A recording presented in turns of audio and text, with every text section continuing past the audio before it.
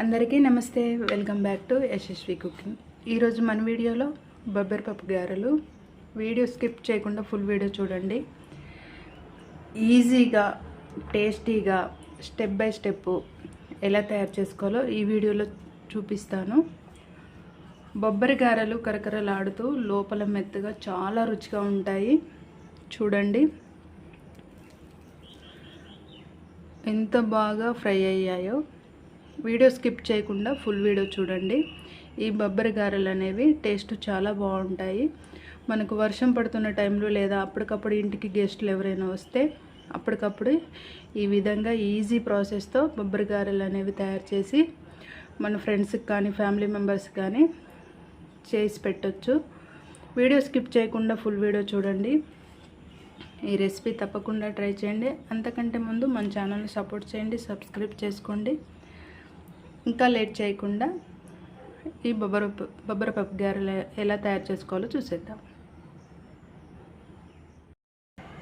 బొబ్బరిపప్పు గారెల కోసం ఇలా ఒక వెడల్పాటి బౌల్ తీసుకోవాలి. అందులో మనం 1 కప్పు వరకు బొబ్బరిపప్పు తీసుకోవాలి. ఇప్పుడు ఈ పప్పును మనం 2-3 టైమ్స్ వాటర్తో శుభ్రంగా క్లీన్ చేసుకోవాలి. 1 కప్పు తీసుకొని బౌల్లోకి వేసుకున్న తర్వాత ఇప్పుడు వాటర్ నిండుగా వేసుకోండి. వాటర్ వేసుకొని ఒకసారి అంతా కలిసేలా, ఇందులో మట్టి అనేది దుమ్ము అనేది లేకుండా మనం పప్పుని క్లీన్ చేసుకోవాలి. క్లీన్ చేసుకొని వాటర్ అనేది సపరేట్గా తీసేయాలి. మళ్ళీ రెండోసారి అదే విధంగా వాటర్ వేసుకొని మళ్ళీ ఒకసారి అంతా క్లీన్ చేసుకొని వాటర్ అనేది పడబోయాలి.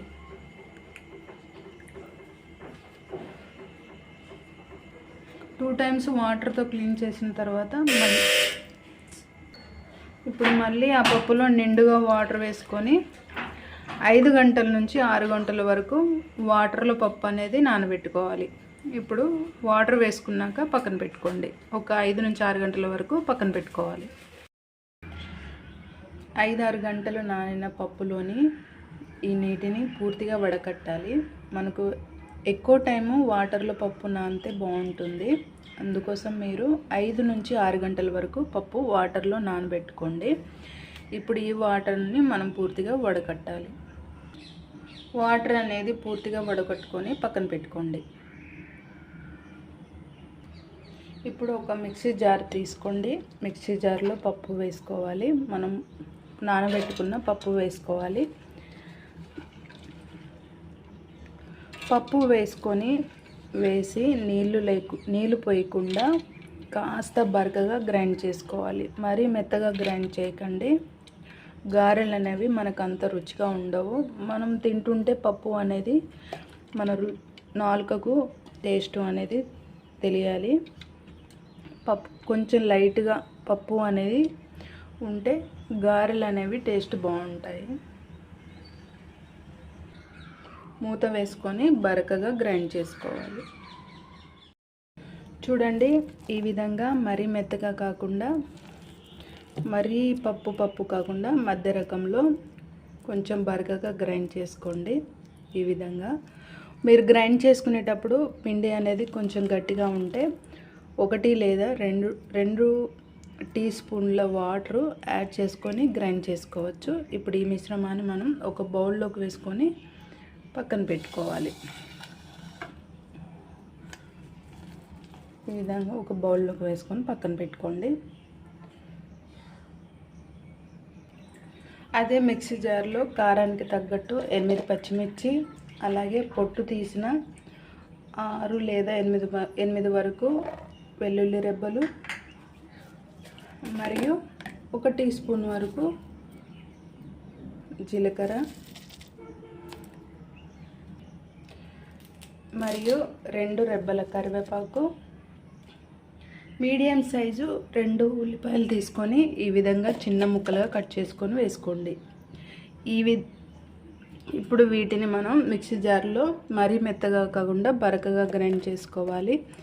ఈ విధంగా మనం ఈ మిశ్రమాన్ని ఈ విధంగా బరకగా గ్రైండ్ చేసుకొని బొబ్బరిపప్పు మిశ్రమంలో వేసుకొని గారెలు చేసుకుంటే చిన్నపిల్లలు కానీ పెద్ద పిల్లలు కానీ కొంతమందికి ఆనియన్ పచ్చిమిర్చి కరివేపాకు తినరు. అలాంటి వాళ్ళ కోసం ఇలా గ్రైండ్ చేసి మనం గారెలు ప్రిపేర్ చేస్తే వాళ్ళు ఇష్టంగా తింటారు.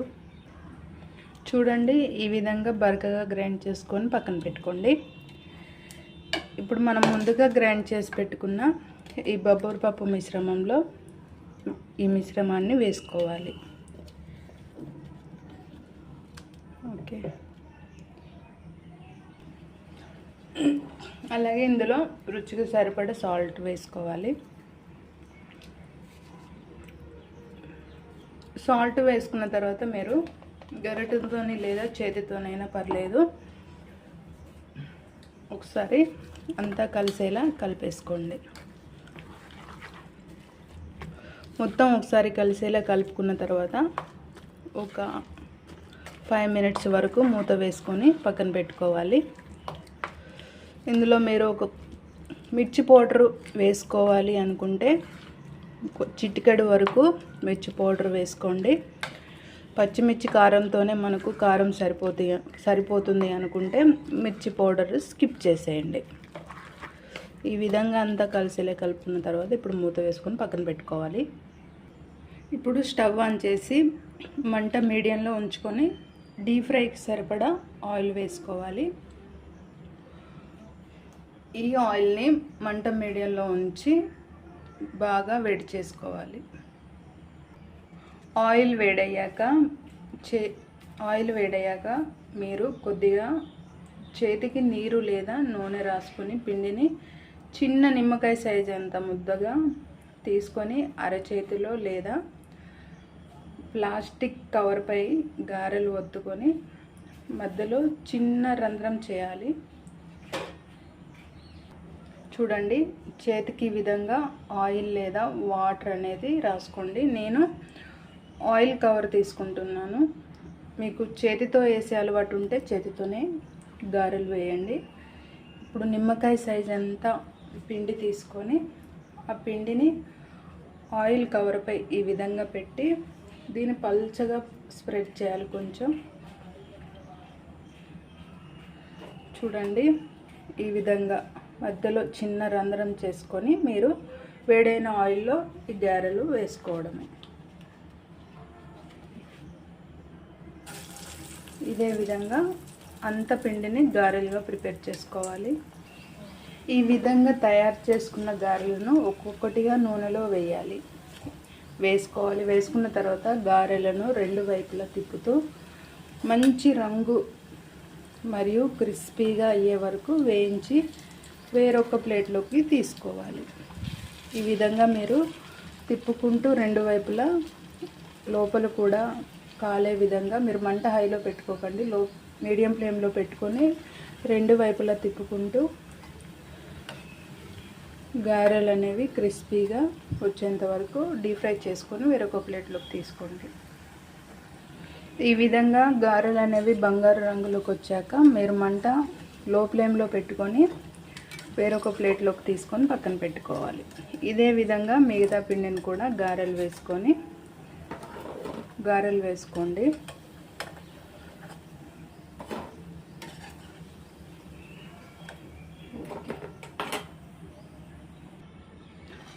వేడిగా బొబ్బరిపప్పు గారెలు రెడీ. ఇవి మనకు వర్షం పడే టైంలో, చాలా చల్లగా ఉన్న టైంలో గారెలు అనేవి మనకు బాగా తినాలనిపిస్తుంది. వీడియో స్కిప్ చేయకుండా ఫుల్ వీడియో చూడండి.